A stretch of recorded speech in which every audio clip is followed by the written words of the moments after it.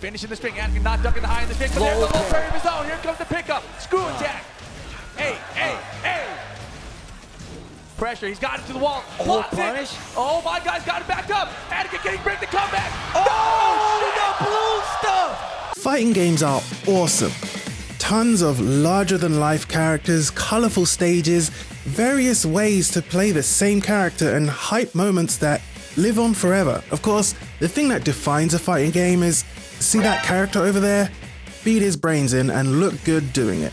1-on-1, 2-on-2, whatever the circumstances may be. But the stuff that really gets me excited is the unlockable characters, the stories, the hidden goodies tucked under all that fighting goodness. Single player content. Fighting games have shifted from offering more of a single player experience to a solely online one. Cool if you're super competitive, but I feel like, why can't it be both? We used to have a little more. But depending on when you started playing fighting games, you might remember a time when you had to play the game to unlock characters you didn't even know was in the game. Not everyone's cup of tea, I'd admit, but I'd sit there for hours on end, playing story mode over and over, wondering who'd turn up next. The discovery period was what was really fun to me. Working out the move lists, how these new characters differed to the rest of the cast, it was reason enough to keep playing the game you spent all that hard-earned cash on, or bugged your parents to get, you lucky bastards. Hey, you like King? Well, what do you know about Armor King? He's obviously better, he's got armor, and you have to unlock him.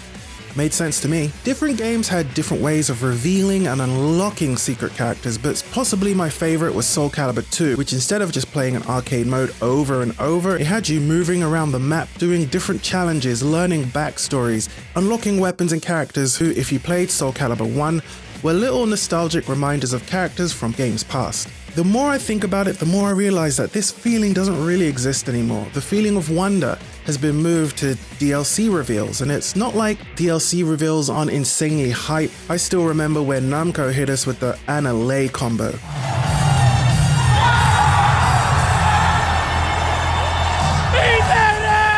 But the reveals hit kinda different. It's kind of cool and then on to the next one. Doesn't last too long. Not quite the same feeling of wonder and discovery we used to have. But let's put that aside for a sec and rewind a little further back, because on top of cool unlockables, games like Mortal Kombat had tons of secrets hidden away for us to find.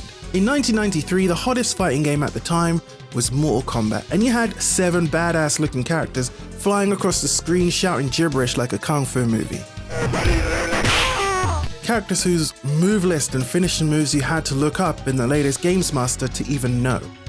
Selling off move lists around a school was the original hustle. Hey, I had to get my prawn cocktail crisp somehow. I would go out of the way to find everything I could about Mortal Kombat until... wait, who the hell is that? This green ninja, who we now know as Reptile, would appear before matches every now and again and drop what seemed like gibberish and then dip whilst the match continued like it was nothing. Turns out, he was telling you how to find him, and if you did and win, you get a ton of points and bragging rights at school the next day. You gotta love Reptile. I believe the original secret character in a fighting game. I'm sure I'll get corrected on that. And to this day, I still love Reptile because I'll never forget my first encounter with him. And then on Mortal Kombat 2, you got to use him. Take my money. For me, it's little things like this that made me fall in love with characters and fighting games. Little nods to backstories and characters. Doesn't have to be a full story, just a little animation to know, hey, these guys are tight. They don't really change the way you play, but they are unexpected surprises which kind of felt like a present from the developers for simply playing a game you really enjoyed. And then they started creating extra ways for you to play fighting games. Tekken Force mode, Tekken Ball mode, Weapon Master from Soul Calibur, a crazy mode from Street Fighter Alpha 3 where you level up your characters, dynamic mode, puzzle combat, and so much more.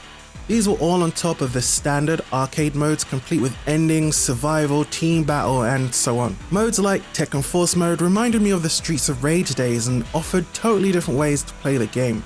Who the hell thought of Tekken Ball? Crazy idea, but it's kind of a chill way to play Tekken with friends who didn't already know how to play the game, or weren't good at fighting games period, giving casual players more reason to play.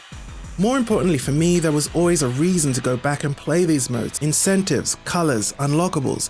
If you skipped over Tekken Force mode or Tekken Ball mode, you didn't even get Dr. B or Gon. characters that aren't pivotal to the experience of Tekken, but nice rewards for continuously playing the modes the developers took time to put into the game. Compare that to what we have today. If Tekken 7 on release, sure, you could play arcade mode, but if you beat it, you don't get anything. We had a story mode which was all in all kind of awful, but that's a different video for a different day. But even if you enjoyed it, you beat it and you weren't really rewarded with anything aside from weird side stories from everyone else in the game not named Mishima. There was very few reasons to play Tekken 7 offline. Street Fighter V even less so on release. Hey, remember when they made us unlock costume characters through that incredibly brutal survival mode? To me, that's the wrong way to unlock content behind modes. It's almost like they were trying to hide the obvious fact that there was very little else to do in the game aside from play online. Luckily, it's gotten miles better through updates, and I have to mention, the one game that does most of these things incredibly well is NetherRealm Studios, and what they've done with Mortal Kombat 9, 10, and 11. It's become standard to expect a fully fleshed out story mode, tons of secrets and unlockables, even in today's DLC world. Unlocking content in single player, even though it's a little mobile gamey at times, I appreciate the callback to towers and challenges to get the colors I wanted for Raiden. Just going down into the crypt with all these Easter eggs and callbacks to previous games and even movies was done so damn well. No wonder why the game always sells really well for casual fighting game fans. I just wish we had more of this across the board for fighting games. The single player experience in fighting games may be not the focus of a fighting game, but definitely more important than most of us give it credit for. Thinking of Smash, there are tons of ways to play that game. All different kinds of skill levels, Smash has got you. Smash is a good example that fighting games don't have to be 100% competitive 100% of the time. There could still be fun modes to play with your mates or online regardless of skill level. That plus in-depth tutorials to lower the barrier to get into the games could really help change the overwhelming perception that fighting games are just too damn hard to play. How about in Tekken if you could unlock Mogujin for playing training mode for a certain amount of hours, or completing a bunch of beginner, advanced, or master challenges to unlock content as you play, teaching players how to backdash in Tekken since it's an integral part of the game, and you unlock content for doing so. Beginner, advanced, or master challenges to unlock content as you play the game. Cooperative modes where players play together offline and online. I feel like various ways to play fighting games can only help, not harm the game. And if you're that player that doesn't like unlocking stuff, perhaps a free download unlocking all that content you just gotta have right now, or tournaments that need that content at one time, could be a way to go. All in all, getting something for doing something in fighting games is being lost, and I sure do miss the discovery period in fighting games. If you enjoyed that video, please consider dropping a like and subbing for more videos on gaming and the FGC. Stay safe, and I'll see you in the next one. Cheers.